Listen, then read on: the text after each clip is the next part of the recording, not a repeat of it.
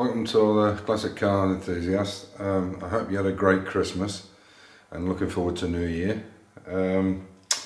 So some parts have arrived from Mini Spares. I'm still waiting for the parts from Mini Sport. These are the big items like the calipers, the discs, the drive shafts, the inner and outer CVs, quite a lot of other stuff. That still hasn't turned up. Hopefully, I've got a couple of days before New Year, so they might turn up. But the parts from Mini Spares turned up today, although I did pay for them to come out extra quick, extra fast. And they were basically the knuckle joints, because we need them to put these subframes in place, or to put the suspension more accurately, to put the high-low systems in. So one of the things I wanted to show you is, as you may or may not know if you're only watching in for the first time, we're going to try and put an internal remote into this car. So it's basically the remote that comes with the standard Mini, where it's under the floor and comes up, and it's on bobbin mountings. And what we're doing is actually taking it onto the inside of the car to give us, because we want to move the seat back, because one of the drivers is over 6'3", and we're going to use a rod change inside. I've never done this before. They do it for the Millimigia or the Super 7s. I'm not sure which ones they do it for, but it can be done, but it can be quite tricky. That consequently means we're going to have to do a lot of moving the remote around. Certainly the rods we're going to have to keep moving around to get it into the right position. So what I've got is this quick coupling that goes on to the gear shift, and obviously the reason I want this is because we're going to have to take it on and off quite a lot, and keep banging roll pins in and out is not a great situation. If you're doing this on a normal one where you've got a roll pin situation like this, and one of the things I would say, if you're doing this, they tend to be quite loose anyway. I guess if they're too stiff they won't go into gear properly. But one of the things when you're putting these onto your gearbox end, you should definitely support it on the other side, because what you don't want to be doing is banging on the selector and then damaging the seal on the back. So I've never tried one of these before. They're not cheap for what they are. They're about £36, but I have to say the engineering and the fit seems to be pretty good. So I'm going to zoom in on this so you can actually see what it looks like. This is from Mini Spares. As you can see, this has got the normal coupling on it. I've already taken this out, so I'll just pull this roll pin out a little bit, and you can see that that's quite thick. When I'm comparing it to this one, you can see that the wall thickness there is quite a bit different. I would say this is probably double the thickness. This tapered end goes towards the gearbox end to make it on easier onto the selector, and then the flat end goes to the back.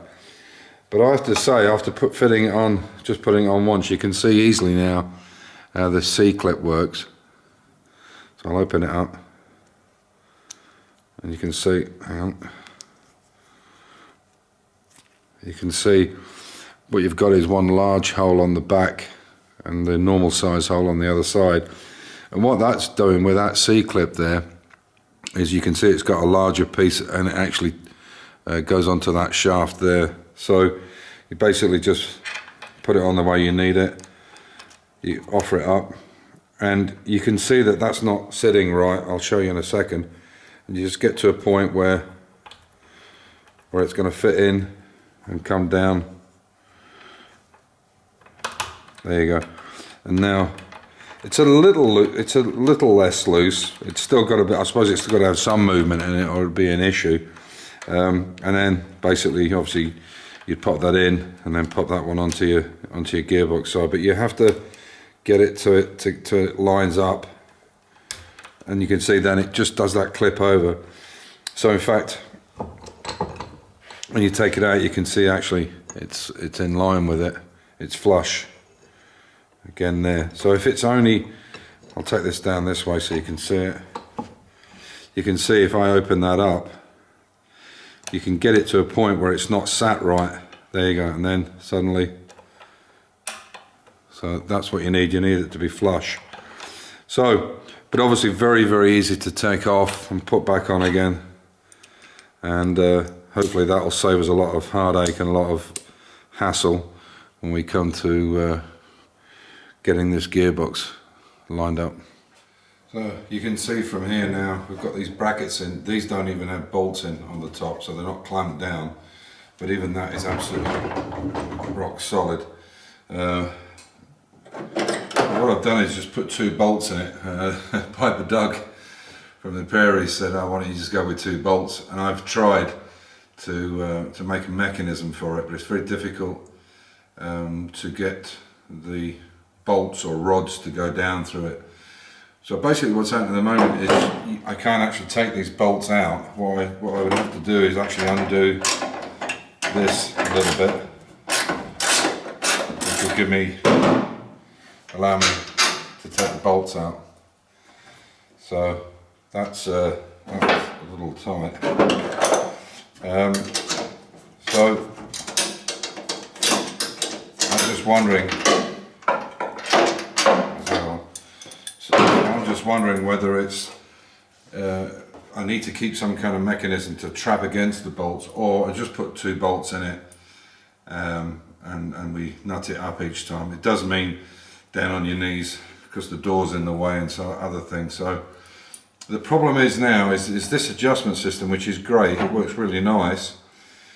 When it's extended further back, it actually starts to hit the steering column, and it's right in the center. It's literally in line with that steering column. So unless I can get it to a point where it works on the furthest extent, and the furthest extent coming out the other way, then I'm going to have to take it off. But what I will do is I'll show you. It does. The nice thing about it is it's really strong. There's no issues with it whatsoever. So the bolts may have to be the system we go with, which is a pity because this does work extremely well. As I said, there's points where you can run it by hand.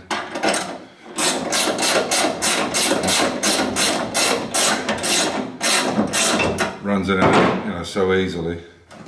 You can see I can actually run it in and out with my hand. But if this comes to such an extent that it's going to hit the column or the steering shaft, then obviously we can't use it. So that's where we are so far. So I've got the 4 knuckle joints I needed for the front subframe and for the rear subframe. So now we can put those in, get those high-lows in. I've got new rear bearings for it, and these are Timken bearings. And these are these are really good bearing. This and higher is where you want to go for. Otherwise, you'll be changing, especially front wheel bearings. You're going to be changing them on a regular basis. They don't last too long. They're cheap copies. So the Timkins are quite a bit more expensive, but well worth the while if you're going to. I know people who've had issues with them within 500 or 600 miles. So these are Timkins, and these are just 2 kits of adjusters. Rear adjusters for the rear brake shoes. So as you can see, we have a bit of sort out in the garage, got a bit more space. My wife has to put a plant in here in the winter time. So still waiting on the engine from Max. Let me down again. This one's going up after the new year for its turf. If we ever get the engine for this one, we'll get that one done as well. And loads of work to do on this XK150. We have to cut the inner wing out of this, and then we're going to lift it up, as I said, on here and try it on the chassis. But I want to run the chassis first. I want to drive it around, make sure mechanically everything's good, because it runs well. We'll run it on a separate fuel tank and a battery on it, and just rig up the ignition so it's live, and just make sure everything's working, the diff and so on. This is how the track day car is coming on. So we've got the subframe all fitted on now. We've redone the seat, made the seat mounts there. We've taken that rod out now to adjust it, and there's 2 little, if you can just see them there, there's 2 little rods. You can just tighten them up and down and move your controls easily just by pulling it backwards and forwards. We're just getting these front arches sorted out. As you can see there, the Mini Sport calipers. I've been waiting three weeks for those. I ordered everything, and of course the drive flanges didn't turn up. So, and as you can see there's adjustable bottom arms on there, nice and chunky, and the tie rods, adjustable tie rods. And yeah, I've got vented discs here, which I'll show you. But I did order the drive flanges and the inner CVs, and they didn't turn up. So there they are, ready to go on, the vented ones. And we're putting these larger, lower ball joints on from this company here, Fletcher. We have it, they send it in a kit like this. So yeah, we've got a bit to crack on with, but I can't really do a lot without those drive flanges, I'm afraid. So the place is a bit of a mess at the moment because we're doing a bit of welding here and there. But as you can see, they go quite nice, them arches. And we will need to cut the flare on here. As you can see, it's quite large up there, so we'll have to cut that back, and we'll use those as edgings. But this drive flange is obviously from a shoe brake or a hub brake, not a disc. So yeah, that's where we are at the moment. So we're making things up to try and fit, to test the seat out, see where all the positions are we need it in, and then we'll work out what we need for that steering bracket. And yeah, the other side's on as well. So, and the way we've done these arches, you can probably see that there is no bolts going through them. We haven't put the rubber on yet, obviously. The way we did it is we did it with glass fibre resin. We did it with this stuff, and then made up the resin, and then the anchors, you can see, maybe just see inside there.